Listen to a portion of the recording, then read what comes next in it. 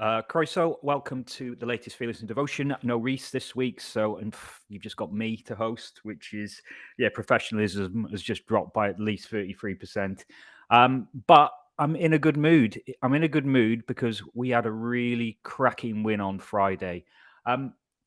Tim, you were there. I just thought we were streetwise. I just thought we sort of set the tone. McLean nearly broke that lad in half after 3 minutes. And I don't know. I thought maybe we just sort of started to dominate Mansfield after that. They were pretty good in possession. I think the first half they caused us a few problems, but I think after Mullin's goal, we more than matched them, didn't we?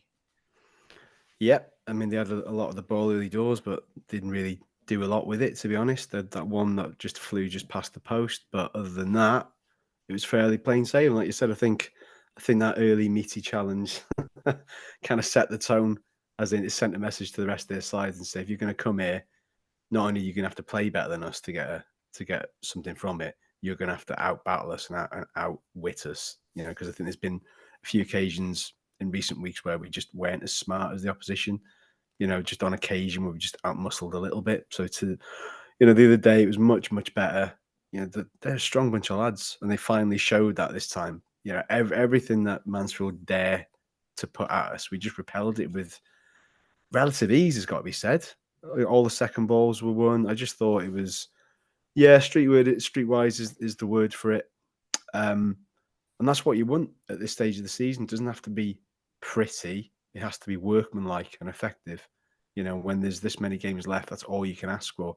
And we're going to need more of the same in the next few games, because that's going to be a classic battle of attrition, I think, So we've got to go into it with that mindset and be able to mix it up. And it was nice to see that we could mix it up, not just play the pretty stuff at Grimsby, but mix it up with that sort of nastiness as well that's needed at this level. Yeah, joined by Andy Morrell this week. Hi, Andy. Good to have you on again. Right, we'll probably talk about Mullin in more depth, but I think the first goal in this match was key. How hard is that? A hard chance when it's been fizzed across like that? Because if I was a striker, I would have thought, "Hang on, that's not coming to me." But Mullin really adjusted himself to and stroked it home straight away. Is that harder chance than it looks? Well, he made it look easy, didn't he? But no, I think maybe 2 months ago, he finds it harder than he is at the moment, because he's in amongst the goals and everything. He believes that the ball's gonna drop to you in that box, and he didn't really make a run. He just stood in between the posts. Their player got in front of Flint, I think it was, put him off a little bit, which then enabled it to go through to him, and he taps it into a pretty empty net. And that's when you know that you're in form, is that you still believe that the ball's coming to you in the box, regardless of bodies in the way or anything. You know that it's potentially coming to you, so you're ready, and he certainly was. I mean, did that look like a group of players and a team that were looking forward to a promotion run in? They seemed quite comfortable up for it. The likes of McLean, as we said, really set the tone early doors. It looks like an experienced squad who are relishing the last sort of six or seven games, aren't they?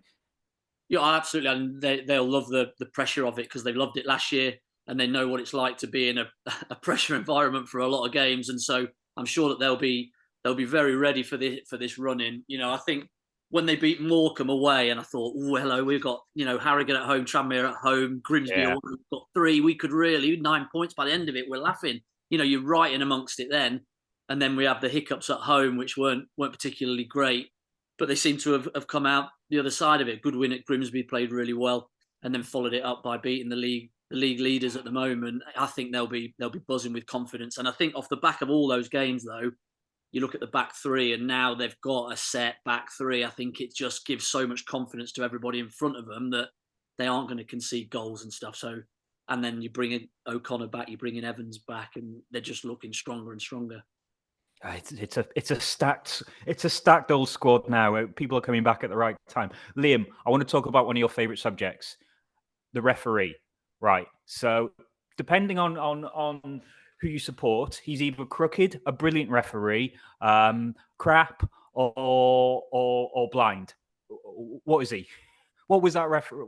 How sum up that referee's performance? Well, I thought the penalty decision was spot on from where I was sitting, which is completely at the wrong angle to be able to tell whether it's a penalty or not. So maybe the referee had the same view as me. Because saying that, when even from the sort of the town end of the Mould Road stand, we could see that was outside the area, and I think you could tell all the players seemed quite surprised when it was given as a penalty. Overall performance, it wasn't so much the referee that frustrated me as the linesman on the opposite side on the sort of Yale stand end just kept giving absolutely everything their way. It was as if all the well, throw-ins. when they could everything actually that went out seemed to be a Mansfield throw.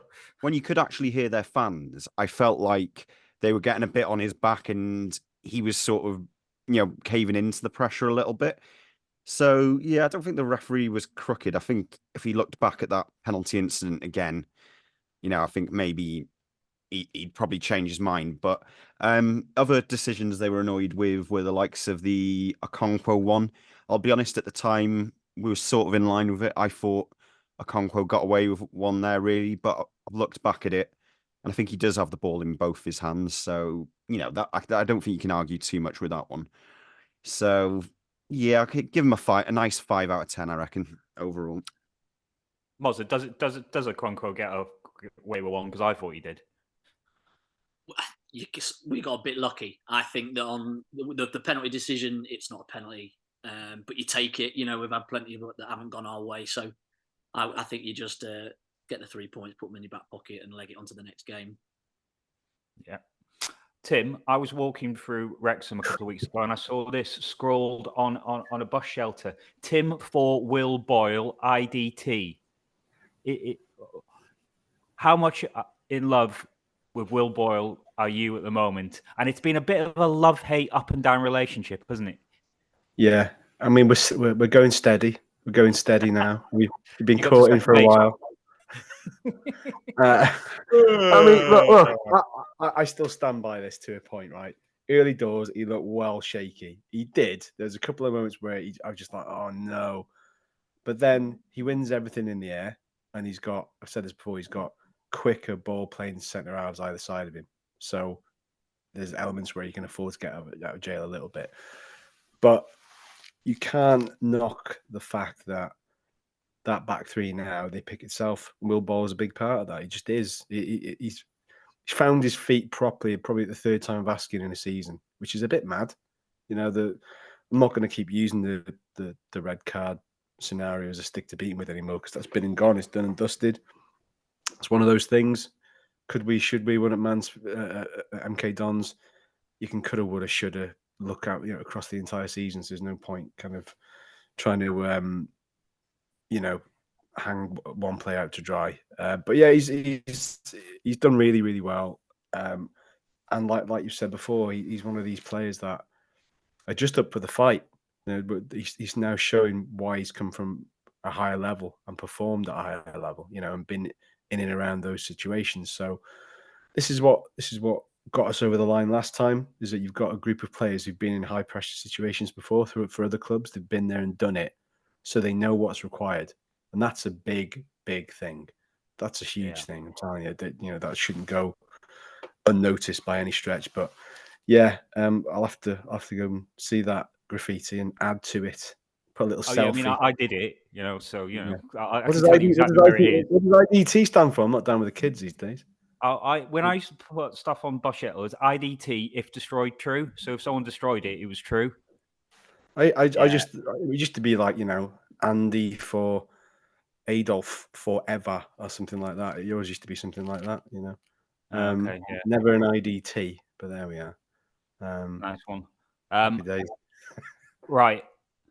Let's move on.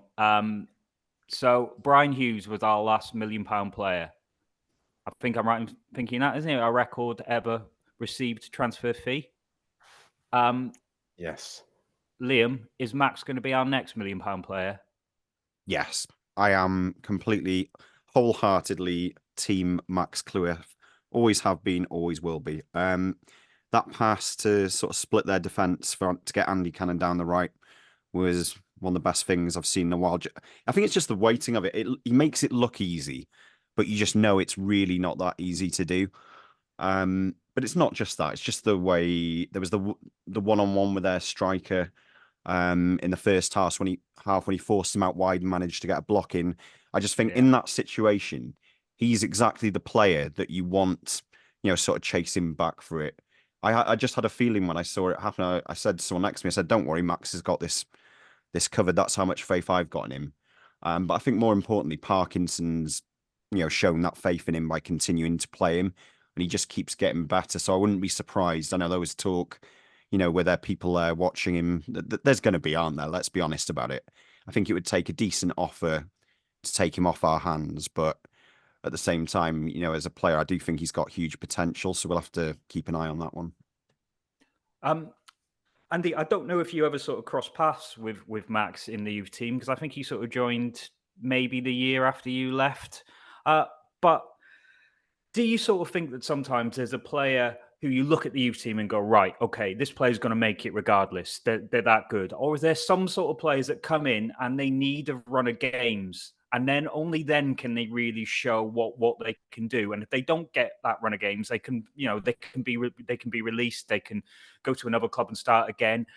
So, I think Max is probably the latter. He's had enough games in the first team now to really sort of prove how good he can be. Yeah, well, when I first took over at Hensford, I was trying to get Max and Bickerstaff across to me on loan. This was a couple of seasons, 2 or 3 seasons ago when they were real young. But he said that they've both got a chance even then. I think Max is, I put it at half time on X, how good is this kid? I think he looks bigger, he looks stronger, he looks like he's been in the gym, he looks really confident at the moment. He's the one that's pulling off McLean off getting involved in situations and stuff. I think he's just been outstanding. He's had to be patient.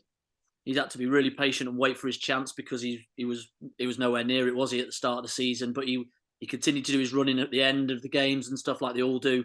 And he waited. He's got in the team off the back of sendings off or whatever it may be. And I just think he's getting better and better. He looks awesome. And I think if you had asked anybody at the start of the season if this back three, it wouldn't have been anybody's choice, would it? I don't think, with the boys that aren't in the squad or in the team at the moment, this three would have been probably the lowest of the lot. But they are really proving that together as a group, they've got a bit of everything. O'Connell moving into the middle, outstanding. His distribution, his class, his talking boys through the games, and he looks a real leader as well. And I just think Max is like you say, he's going to hopefully he stays, because he'll be an awesome player for Wrexham. But he's got a huge future. Tim, is he a future Wrexham captain if he stays? Yep, 100%. Spoke to Mark Crichton in the week. He says the same thing. If you look at the experiences that he had in the FA Cup last season, where there was the lads at Coventry that's now left, they kind of give him a hard time that game. Goalscorer. Gyökeres. And then you had the mistake at Sheffield United, right? It's not a major issue, because obviously we beat Coventry and we almost beat Sheffield United, really, even the first time I'm asking. So, but he will have looked at that. They would have sat down with him, looked at that, and go, right, everybody makes mistakes as players, especially when you're younger. You have to learn that you have to make mistakes when you're younger to kind of get better from it. It's as simple as that. So, I think he's done the hard yards in pre-season. And like you say, it's clearly bulked up, but it's not just that. The confidence is shining through in buckets. The fact that he's tearing strips off fellow players. He's 21. The fact he's not afraid to shout at his colleagues and tell them what's what. And I know everybody's going on about the defense splitting pass, which leads to Mullin's first goal, and it was incredible. But even the confidence to do that comes way before that covering tackle that prevents a clear goal scoring chance is unbelievable, because we're caught napping. It's a ball over the top, we're caught napping. It goes back to what I just said. Boyle ain't getting that. He isn't quick enough to get that. So you've got somebody there who can gallop, and he's fast. He's deceptively fast and deceptively strong. He has to make that challenge correct. If he doesn't, it's a penalty, potentially sending off. So I don't see how he wouldn't be a future Wrexham captain. And if the worst case scenario was to happen, even if we do go up and somebody say, I don't know, Southampton, whatever, they come in and offer £2.5 million and they think it's sound business sense and he wants to go, there might be an option where they loan him back to aid his development. It happens at other clubs, so why not here? So I think it'll be down to him. He's well advised, and the fact he's happy here, and you know we're unique in that situation where it's not like you're going elsewhere for serious money. He's on a good wedge, no doubt, and I dare say the club, if they've got any sense, will be looking to extend his current deal, which is just over a year left. So why not go, Max? You deserve this. We'll double your money. Here's an extra 3 year deal with a escape clause if somebody was to meet what we feel is a reasonable market value for you. So brilliant, just brilliant. Out of everything the other day, he was the one that stood out for me, just because of those moments alone. Yeah, I think part of it is he's playing on his natural side, which I think helps a little bit. Part of it is he's playing with O'Connell, who Mozza says is just a joy to watch. My sort of thing is I'm just pleased that it shows that there is a route to the first team with Wrexham, and I think that will be important as we go up the leagues, as we try and attract more and more better youth players through the system. You can hold Max up as an example. Liam, I'm wondering if he's a shout for player of the season. I mean, we more or less just gave the trophy to Lee round about the Christmas time, but I've wrestled it back from him, and it could be Max, it could be Andy Cannon. Again, Cannon was brilliant on Friday. Is he edging ahead of Lee for you? I have to be honest. In our little enclave, the Mould Road stand, Andy Cannon wasn't particularly popular at one moment in time. But no, he's. I think we've all been won over, and I don't know what it is the difference in him, but I felt sometimes earlier on in the season he looked quite lightweight on the ball, got pushed off it quite easily. I don't know if it's because there's a bit more balance in the midfield now, particularly with having Tom O'Connor in it. But the way he is on the ball, he looks stronger on the ball, but also just pressing forwards as well. I've been really impressed by him, and I think he has actually been one of our more consistent performers lately.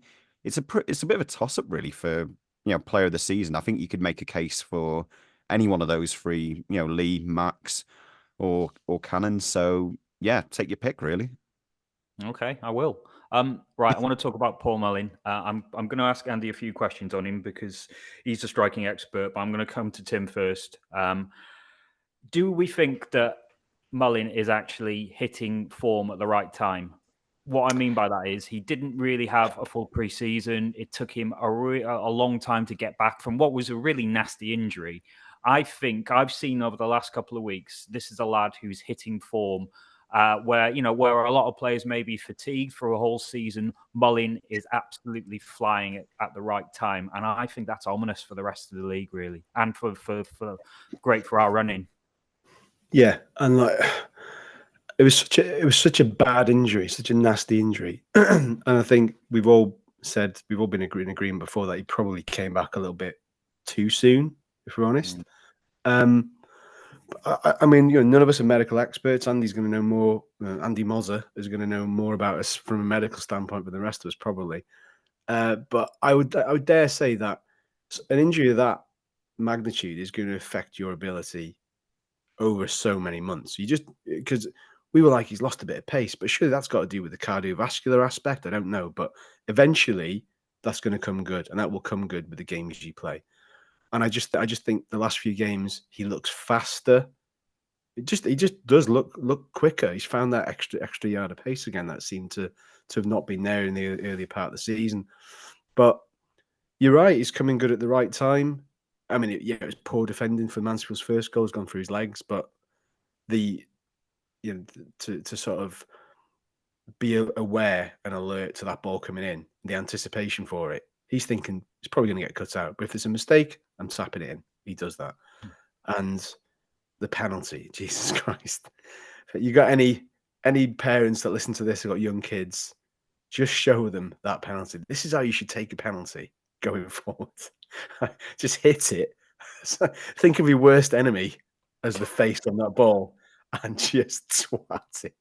I can't believe how hard he hit it. If that, it's not a joke. If that goalkeeper gets his hand to it, he breaks his wrist. 100%. Like I said the other day, I'm not one for stats, but I would love to know how fast that ball was traveling when he hit it. It is ridiculous, but he thrives with Parma 100%. He's looking to be his menacing best. And I dare say by the time we sit down this time next week, he will be in 3 figures for goals scored in 135 and 136 appearances, which is incredible. And the Strikers Union, how good is he and what makes him that good? Yeah, he's good. Yeah, let's just leave it at that, shall we? Sold him short there. All right. He's all right. He's all right. Yeah. I've been so impressed with him. He's been the talisman really for 2.5 years now. He had an incredible year at Cambridge, but that was really his first year where he had scored any goals at all. But it was again the first year where he'd really got a run in a team, and so that breeds confidence. And he was in a good team as well. And he gets a good move to Wrexham, and then it's can you do it again? And that's the flot, and he's just cracked on and continued it, hasn't he? And I think he's been brilliant. He's better than I thought he was, and I think he's getting better as well as he's getting older. And going back to this season, obviously the injury has hampered him at the start of the year. He does want to come back and then he starts scoring goals when he does. And then he went through that lull, didn't he, around at Christmas time, was it? Just after, where he was in and out of the team, really. And honestly, when you're in that position, when you're not scoring goals as a striker, you are constantly thinking about letting the team down. Why aren't I scoring? And then you try and do stuff. I put it in my program notes trying to explain it. It's not easy. That you go searching then for it, and you find yourself in different places where you would normally find yourself, and then you're not in the right position when the ball's coming in, and you don't fully believe that the ball's going to come to you. Like we said, that one on Saturday, he's just waited there and just tapped it in. He doesn't expect that in 2 months ago because it's not falling to him, and that yard of pace, he looks quicker.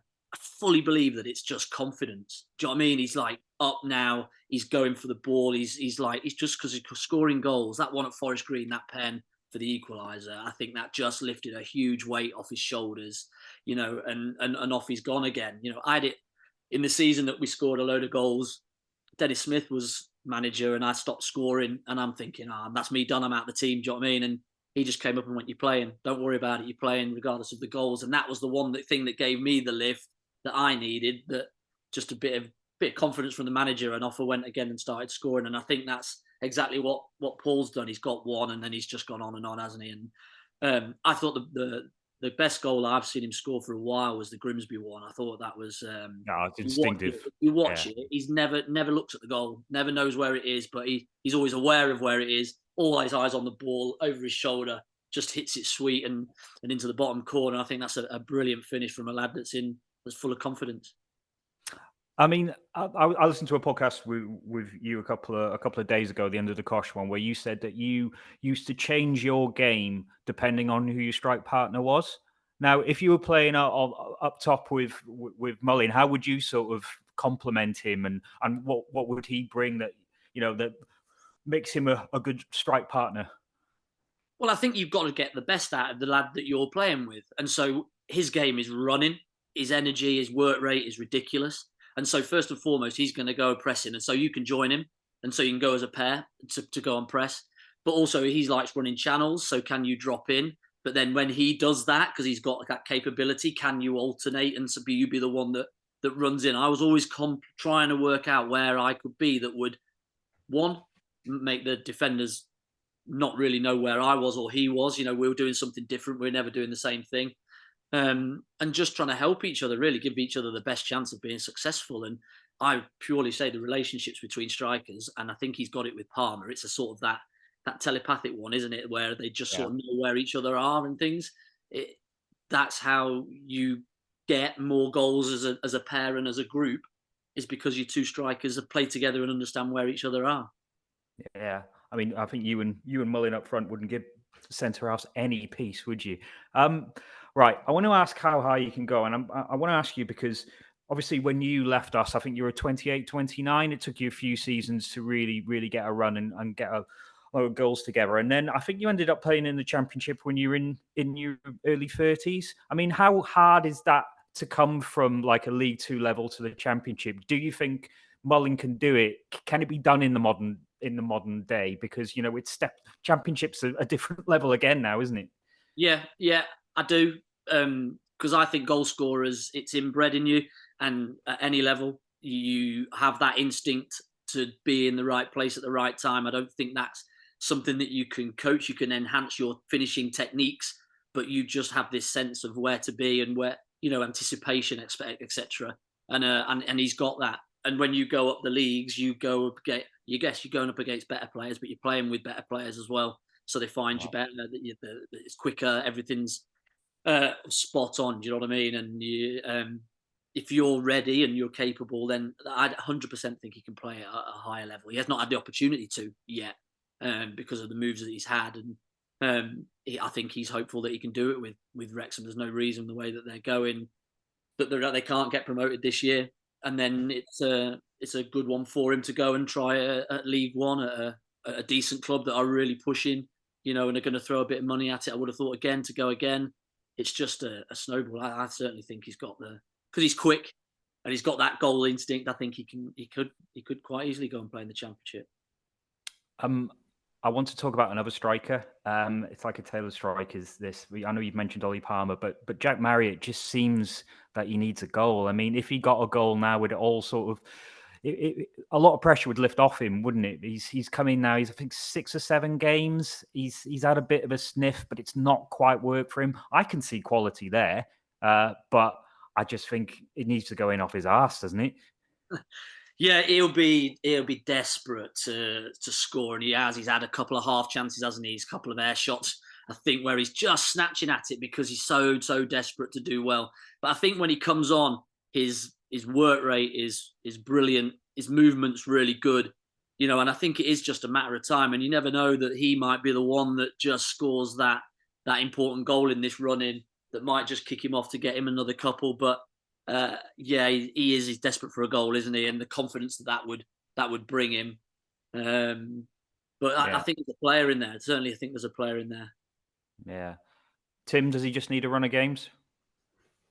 We can't get a run of games because He's not going to get a run of games, is he? No, I mean, it wasn't that long ago where there was like a little bit of an undercurrent of dissatisfaction as to where Ollie Palmer fitted into this side, and then people have seen the stats that every time he starts, we never lose, and obviously him and Mullin just work perfectly. So you can't. I think that's turned a lot of people's opinions. Like you can't imagine him going anywhere else now. You have to keep him. So I think Marriott. I think Andy's right. He will have an impact. He will have a say. It might be nip and tuck this week, and they're good players. They're good players, and whether you're starting or not, they will have an impact. I wasn't sure when we bought him and Bolton. Bolton was fantastic the other day. Really turned on the afterburners. Give defenders a lot to think about. Obviously, won us the penalty that wasn't. That was. So yeah, it will happen for him. It will happen for him. I don't envisage another Billy Waters scenario with him. I just don't. I think he's been there and done it. I think he's a class above Waters. I'll be honest. Yeah, and Waters hasn't even started for Doncaster the last 2 games, and obviously he won't be there on Tuesday. But I think he will be fine. I think he will be fine. It'll the confidence with all his players. It's gonna happen at some stage or another. And yeah, I'm confident of that. But just quickly touching back on the Mullin stuff. Paul Mullin has now pushed Andy Morrell out of the top 10 all-time Wrexham goal scoring top strikers ever, right? He was just toying with me. He was just toying with me because it was like ages that he was on one below me. I'm like, any chance of scoring? But do it. Do it. If you're going to do it, out of everybody who wanted to do it, probably going to be him. He's the 3rd Wrexham player after Tommy Bamford and Gary Bennett to score 20 goals in 3 consecutive seasons. That was his 20th goal on Saturday. Still really good, given his kind of delayed start to the season, if you like, and huffed and puffed on certain games. But I mean, his stats are ridiculous. His stats are ridiculous, and you know, it's another legendary name to go into the club's history books. So long may it continue. And yeah, going back to the Marriott thing, I think he will score this week. I think this time next week we'll be talking about it going off Jack Marriott's left arse cheek at Colchester in the 89th minute or something like that. I think with Marriott, you know, he's probably come in going, I'm going to play. You know, I'm going to start. Mullin's not really scoring that much when I first come in, so I've got a chance of playing here.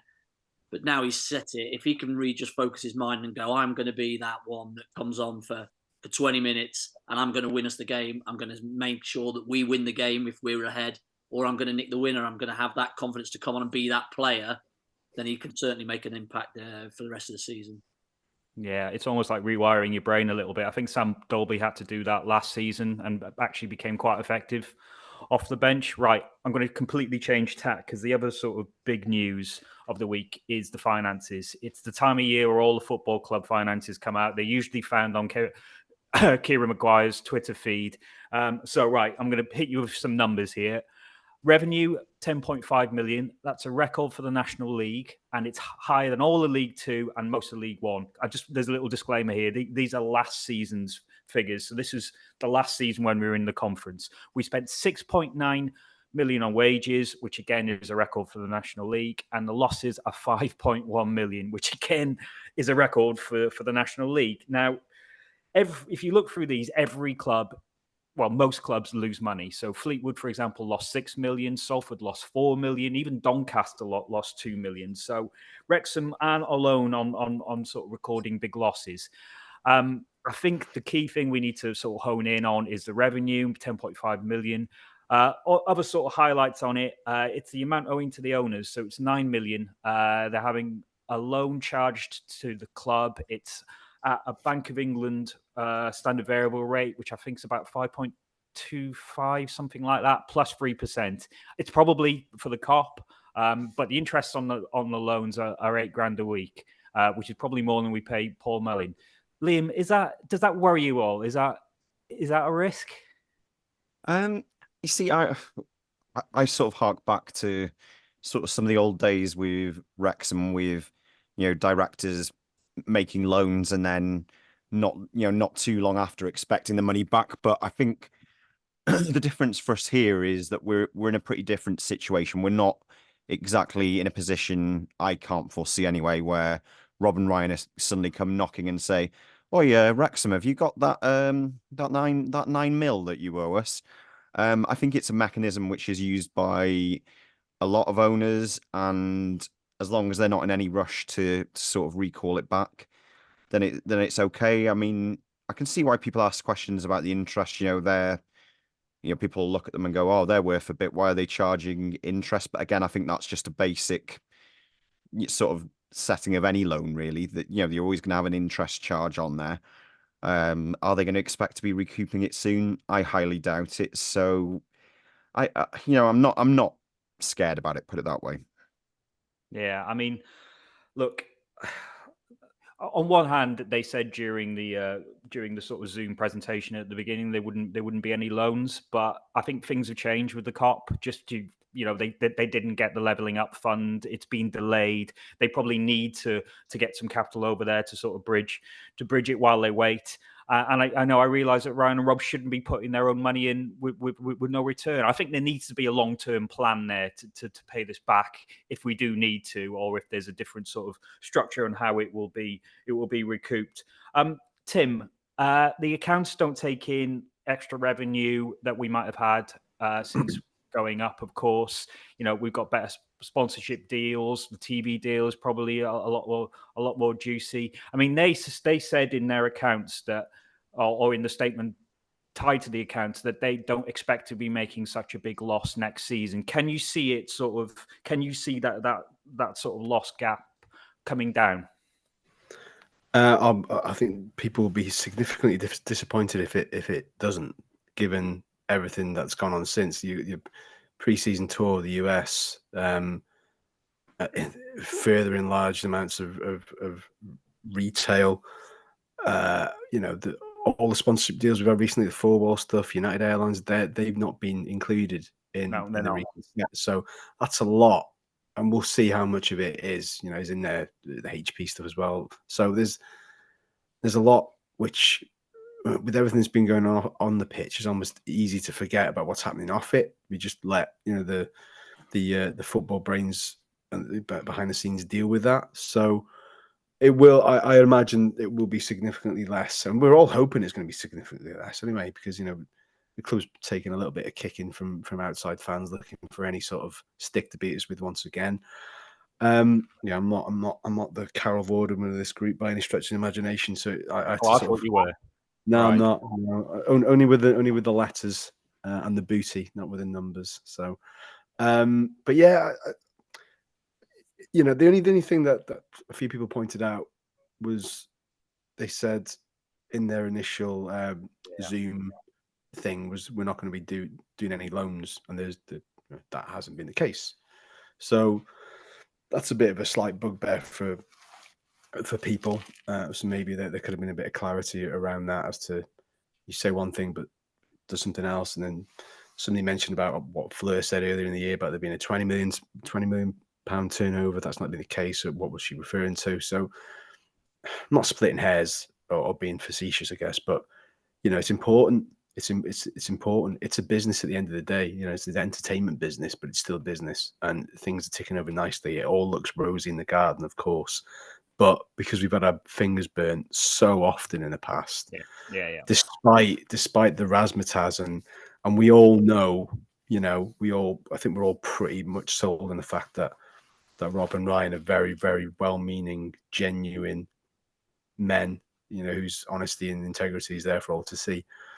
But even then, so there's always this like 1% in the back of your mind that always worries what could happen. Not necessarily through to them, but maybe somebody else, maybe a go-between. I don't know, but yeah, you can't grumble about it, but you certainly can't take your eye off the ball, because it would be remiss of us to do that.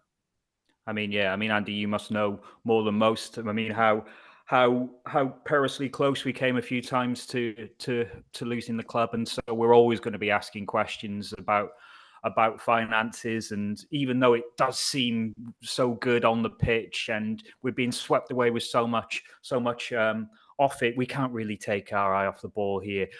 Just one question. So, take it that we do go up to League One. It's going to take a lot more investment again, isn't it, to get that squad that we've got at the moment up to a level where it's challenging for promotion? Do you what sort of outlay are they looking there? And also, I think another thing that they're really looking for and need now is a training ground. Again, it's a lot more cash to sort of put this in place, isn't it? Yeah, and infrastructure is, I think, the training ground's one of the things that's just hanging over them a little bit, because they're looking for sites. It's just taking longer than they really wanted it to. They would have preferred to have got on with it exactly like the COP. Do you know what I mean? They wanted to crack on with that. I think you've got to look at, and it's right that we ask questions of them, about figures and stuff and what's going on, because, like you say, we have been burnt in the past, and we need to know. And transparency is really key for all the Wrexham fans. But I think you just got to look at the revenue that they've brought in. It's doubled in a year, still in the National League. That's incredible. That's in crazy numbers. And then you're looking at, with the US tour and all these new sponsorships that have come in, over time. I think you're maybe even doubling it again, for this year. And so your outlay on the squad comes down, because you're making more money the other side of it. And I think that's where they're looking to at the end of the day, is that if they can keep pushing it. The documentary's doing brilliantly, isn't it? Their worldwide reach is ridiculous now. Everybody's heard about this. Everybody's second club, isn't it, now? And I think, you've got to start somewhere. So you've got to get it right on the pitch. So they've had to spend to get it on the pitch. They've got that now, and your revenue goes up like they have done, because we're at the top of the league. Crowds are full. Then they go again. Yeah, if we go up again, you're going to have to spend more, but your revenue is going to be more. Your income's going to be more. So it's just a snowball, isn't it? And it's going. But we're right to ask the questions and make sure that nothing untoward is going on. Liam, what would maximise our sort of earning potential is getting that COP stand built. Do you have any sort of info about when that might be and what it might cost? Well, I'm not entirely sure on the when, although Humphrey has told us again that they're targeting this summer. But in terms of the costs, I have been looking into some top secret documents. I've got exact figures in terms of the COP. So bearing in mind this is from April last year when the funding was first agreed, but the total overall cost of the COP, any guesses? I would say 7.524 million. Oof, much higher. Yeah. We are Maybe looking 20 million, 17. higher. 20. What Higher. is it? This is like a shit Come on, game eh? of play your cards right, isn't it? Yes, Yeah. well, when I saw these Game. figures, they took me aback a little bit. But the total estimated cost for the overall COP project is 37.7 million, apparently. Wow.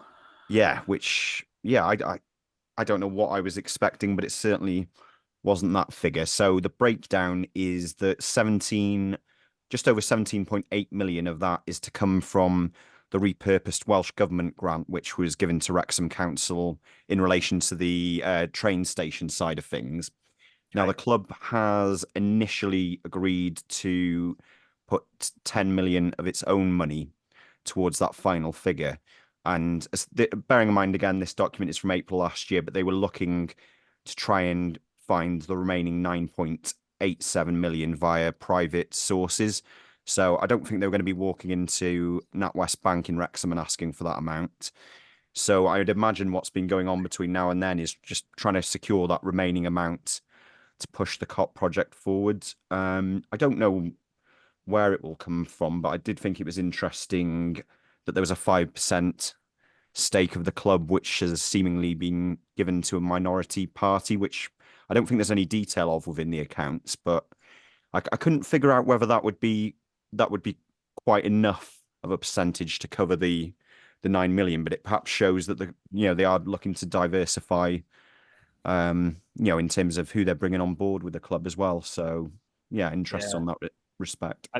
I mean, I think we always knew that as the club got higher up the leagues, they would look to bring different investors in, with them being the face of it. I think, look, personally, obviously I'm concerned by losses in the last 2 seasons, 2 million, 5 million. I mean, the highest outlay is always going to be what's on the pitch, as Andy sort of alluded to there.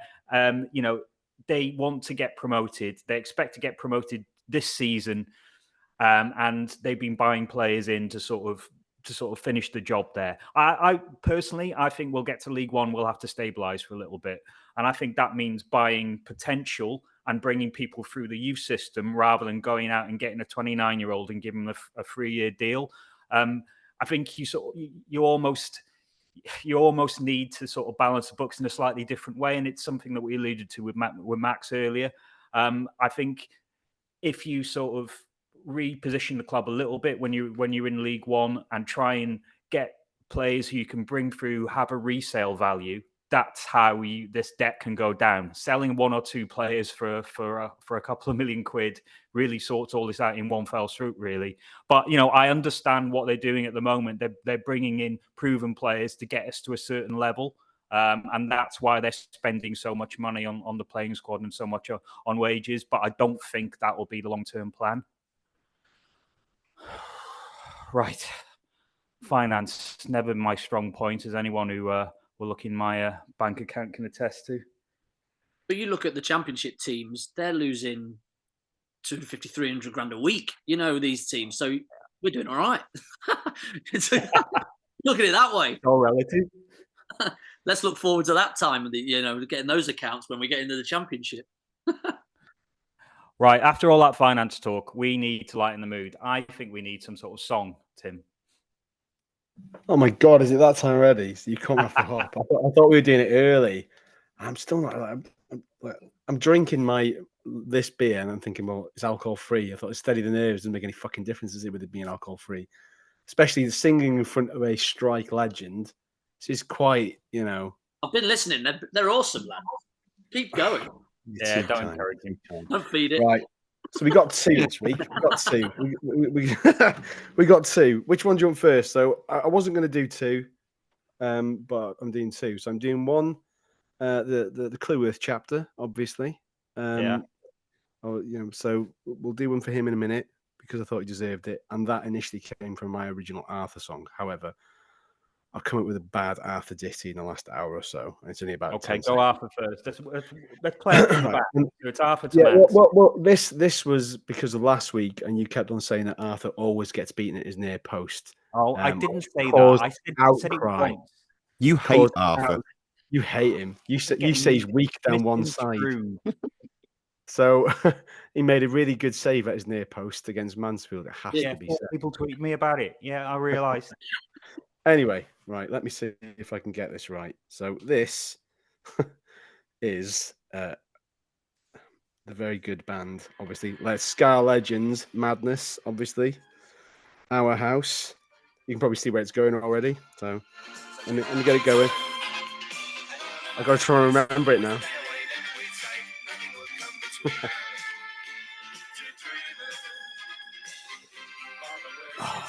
Nearly went then. Nearly went. It's coming up. It's just a builder. Just a builder. Here we go.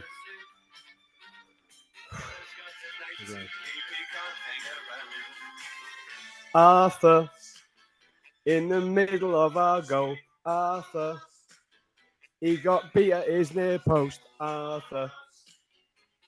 Look at me like that. Gilby, you put me off. You put me off. You give the side swipe that my dog gives me. It was very upsetting. Very upsetting. So that was the semi shit. I'm gonna go from shit to semi shit because it wasn't that bad and it's madness. So All right. but Okay. Andy's here, you can give me a mark out of 10. For that one.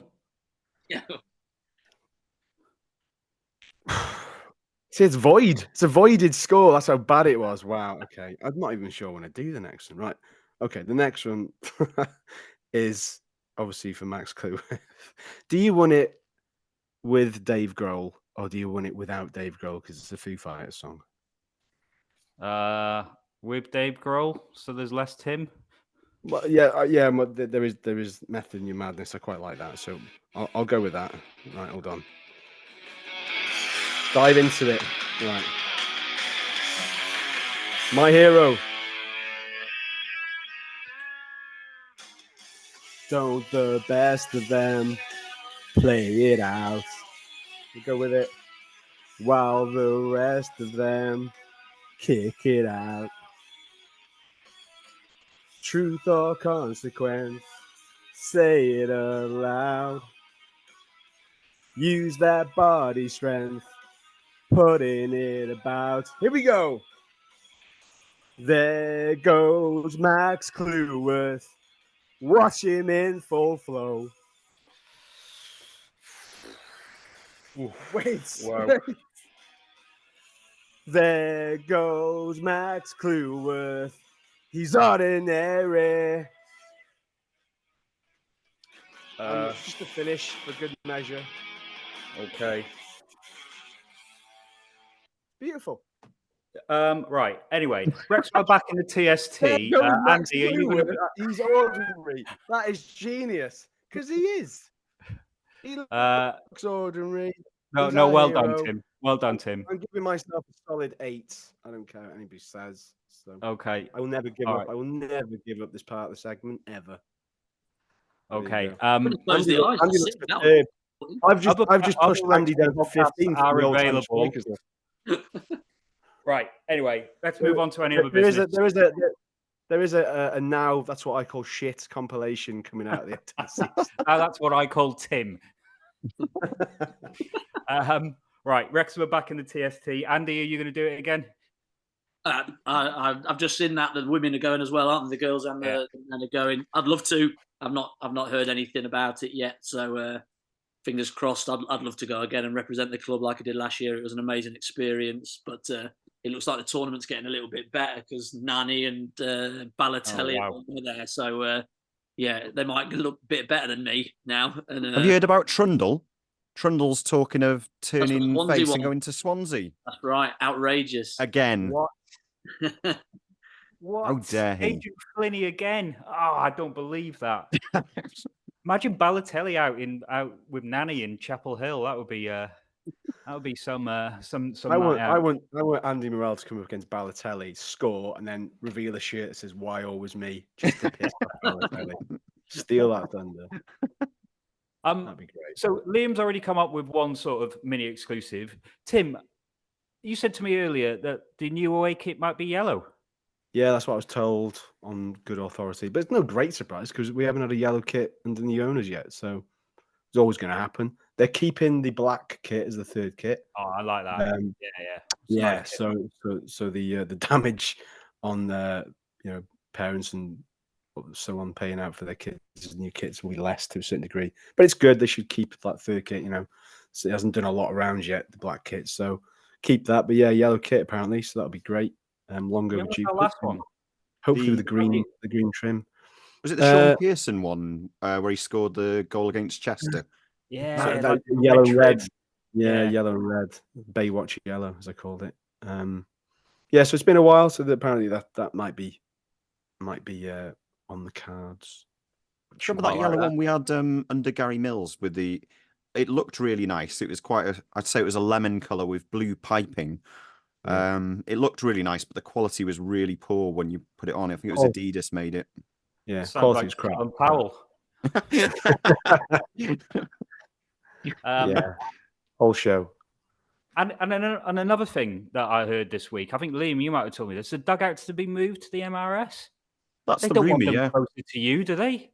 Well, you see, I'm quite happy with the arrangement as it is at the moment. All I've got to focus on is the linesman, and I do my job well there in terms of giving him attention. But then if the bench is coming over, I've got substitutes warming up. I've got opposition managers. I've got Parky if he's not getting get away from you. Yeah, exactly. Yeah. So what? I don't know. Well, apparently, though, people who were going to renew their season tickets in sort of lower parts to the centre of the Mould Road stand were told hang fire for now, essentially, and that they might have to find them alternatives. So that would appear to tally with the rumour anyway, but it's just freaky to me. I don't like that. What's the thinking in that then? Why? I don't can't remember what it was, but if you look, it doesn't actually show it on the TV cameras, but if you look at any other angles of the ground, I'm sure this pitch is knocking about, but there is a significantly large portion of grass, from the advertising boards to the pitch. Because when I first thought, I was like, have they widened it? They narrowed it because it's so vast, and it looks like they're ready in that area to have the dugouts there. I don't know. Somebody said that they're maybe looking at the future development would be the Wrexham Lager thing. Obviously not yet, but I'm not sure why that would be. I'm sure it'll all form part of that undersoil heating thing when that's done in the summer. So that'll go over there. You know what? I wonder if it's a FIFA or UEFA sort of regulations to bring potentially, to bring international back. You need a certain dugouts of a certain size, and as you know, Andy, better than anyone else, they're not the biggest, those dugouts, are they? And everyone has to really sit behind them. It'd be a long walk though when you get beat, innit, across the pitch. Or half time, and run the gauntlet. Mine was a little short walk when we were getting beat, and I was able to just nick off. Do you know what I mean? Get out before the pelters. But yeah, that's a long walk. That I remember Bristol Rovers away, was it, when they Memorial Ground and Dennis or Tiverton Park, I think maybe, and Dennis Smith was manager, and it took him.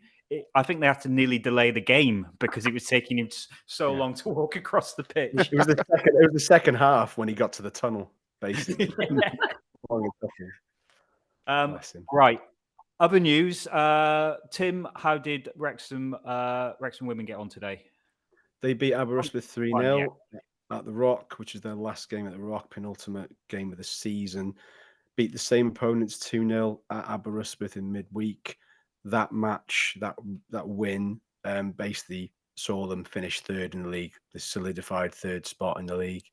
With sort of Swansea and Cardiff ahead, I believe. I haven't checked the table, but I believe that's the case. So yeah, third position in their first season in the Adram Premier is not to be sniffed at. So if the men can match third or better than third, that would be great, Phil. No pressure. But yeah, third position is great. They've got the Welsh Cup final to look forward to. Made great In strides. Newport. Yeah, madness. Yeah, but they made good strides. Really are building and building and building. You know, to go semi-pro, first Welsh team, female Welsh team to go semi-pro. And there was more news this week about they got a license. I can't remember what it is, so forgive me. I knew there was something I had to check, and it was that. But we will come to it. I did see Gemma Owen the other day, and she's happy to come on soon to discuss how the season went and everything else. But you know, we keep saying it, don't we? You know, they've just made massive strides, and the fact that they're going out to the States both in TST form and full Wrexham women is a massive coup. And a few people are saying that they're going to be surprised as to how well received. They might just think it's going to be all about the men, given what it was like last year. Don't be fooled into that. You know, if you're representing Wrexham and what the club currently stands for, you're going to get that fanfare, whoever you are. You know, whatever you are. I mean, we had it as fans, mate. Honestly, we had it as fans. Right, fans coming into a pub were sort of lauded. So just imagine players. I mean, it's dial that up. 100%. On that, Welcome to Wrexham has been delayed, Liam. It's a couple of weeks after now. Yeah, start of May. I think I know the reason why. Go on. Someone called Andrew Gilpin ruined the contractual agreement by revealing last week that we were going to be on it. So now they're editing us out, and that's pushed things back by a couple of weeks. At least I think that's why, anyway, isn't it? Well, I said that I mean, it's no surprise. You know, it's no. Anyone who was in the pub could see us get filmed. I mean, it's not like we signed an NDA. All five of them that were in there. You're shit at keeping secrets, you. Awful. Look, we don't know if we're going to get on, and probably not now. Well, you turned into bootlegger for 4 seconds. You just went. You caught me on the hop. I don't like being called out about anything. Right, should we finish on predictions? Any other business before we do this? Right. Okay. Just get your ticket and go to Doncaster, because they give us 3,000 tickets. I can't imagine we've sold them all. But you know, be there for potentially Mullin's 100th goal. Be there for Elliot Lee's potential 100th appearance for Wrexham. Parky's 99th game in charge.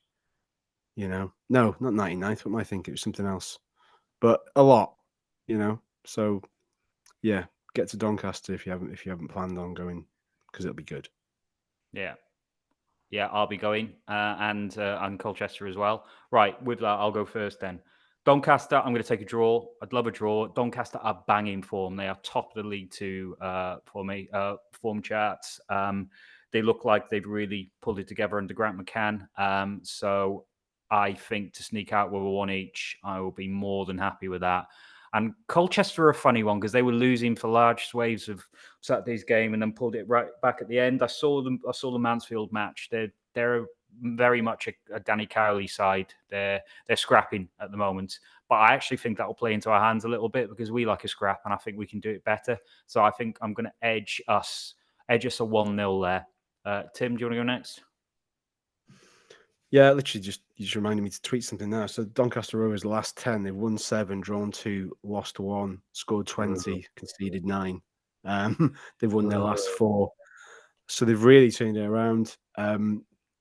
They will be competitive, and I think we're going to have to do similarly to what we did to Mansfield really, which is try and get on the front foot as best we can. Maybe not try and scythe one of their players in half unless we absolutely have to. Hatchet job. It's going to be tough. But I'm more confident. Strangely, I'm more confident about the Doncaster game than I am the Colchester one. But I'll tell you why in a second. So Doncaster, I think we will end their winning run and we'll edge it 2-1. 2-1. Yeah. Do you want my Colchester one as well? Yeah, go on. Colchester one makes me nervous. Why? They've lost 2 in 12, I think. But they're largely competitive. They've been made competitive now, which is what you'd expect from the Cowley brothers. I think it was 2 in 12 anyway. But I'm just not feeling too confident about that. In my head, I've always thought we've had a poor record at Colchester, and whilst it's a good time to change that, I can't be too greedy. It'd be great to get 6 points, but draw at Colchester, goalless. So Mullin to score against Donny, 2-1, and then goalless at Colchester. But look, 4 points from 2 away games. You can't grumble. You can't grumble. Yeah. It's all on that game in hand then. So just don't lose, isn't it? So that's time of the season now where you've got to pick up points. Got to really grind, pick up the points, because somebody's going to drop something. And it would be lovely if Notts County could pull their finger out and do a job on Milton Keynes Dons 24 hours before we play. That'd be lovely. Wouldn't that give everybody a nice boost in the Wrexham camp if they saw Dons dropping points? That'd be great. Lee, we know what'll happen. Dons will drop points and then we'll lose. That's the Wrexham way, isn't it? Probably, yeah. My 2 predictions. I hate that you go first because you always steal my predictions and then pass them off as your someone who hasn't got any good predictions would say. No, 1-1. I was going to go 1-1 against Doncaster, but I'm going to go 2-1 against Colchester.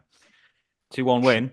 Yeah. Exactly what my 2... Yours was 1-0. Oh, was it? Okay, all right, fair enough. I'll let you remember your own bloody predictions. Okay, I'm just being called out left, right and centre here.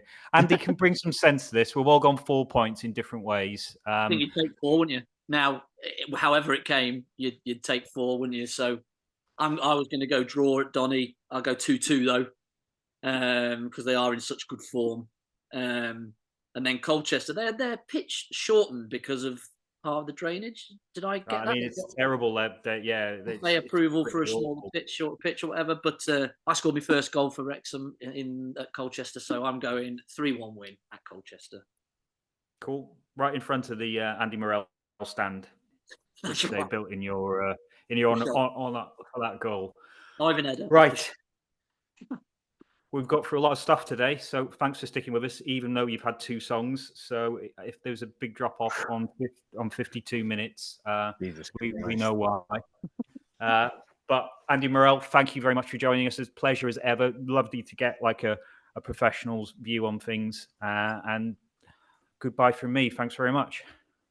Yeah, at least my songs are truth, not like the cloak and dagger gilping over there. But yeah, cheers and good night. Thanks very much for listening. Cheers, everyone. Cheers. Cheers.